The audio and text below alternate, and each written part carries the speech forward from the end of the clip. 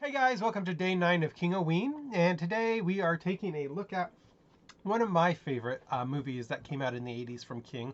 I do remember watching this. I think I've told in the past how we got HBO, and they showed a lot of Stephen King, like The Dead Zone, Firestarter, lots of those movies that came out in the 80s. They were always kind of playing on HBO at that time. And so this one was definitely one that played a lot on cable TV in the 80s. Cat's Eye. Now, the thing about Cat's Eye, it's an anthology series, and Drew Barrymore is in it. And this was around the same time that Firestarter came out. She was in Firestarter, so she must really like working with King, or King must really like working with her. But yeah, so she was in Cat's Eye.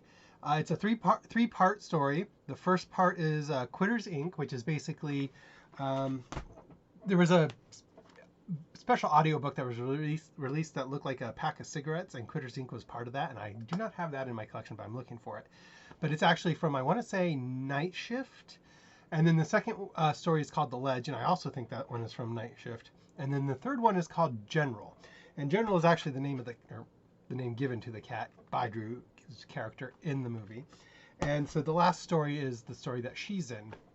And that one is my favorite one, and that's the one that kind of ties it all together. Is because the cat is on this journey across country to find this little girl to help her, because he keeps having these visions of this monster trying to hurt her.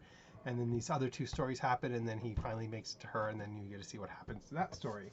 And then I also have the movie poster for Cat's Eye, and you can kind of see right here the little troll guy showing up on the bottom, coming out of the wall.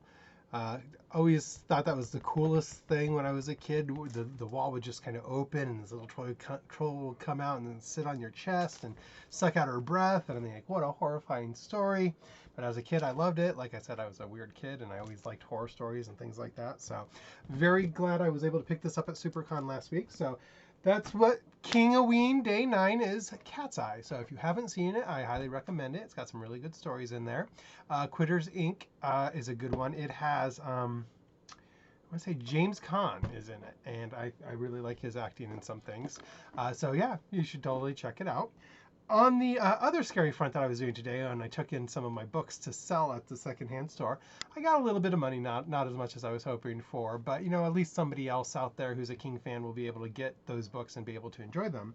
But I was also able to pick up this one. It's a copy of Revival, but it's in Spanish, and it was just kind of random to find that at the used bookstore here in South Dakota. So had to pick that one up and add that to my collection.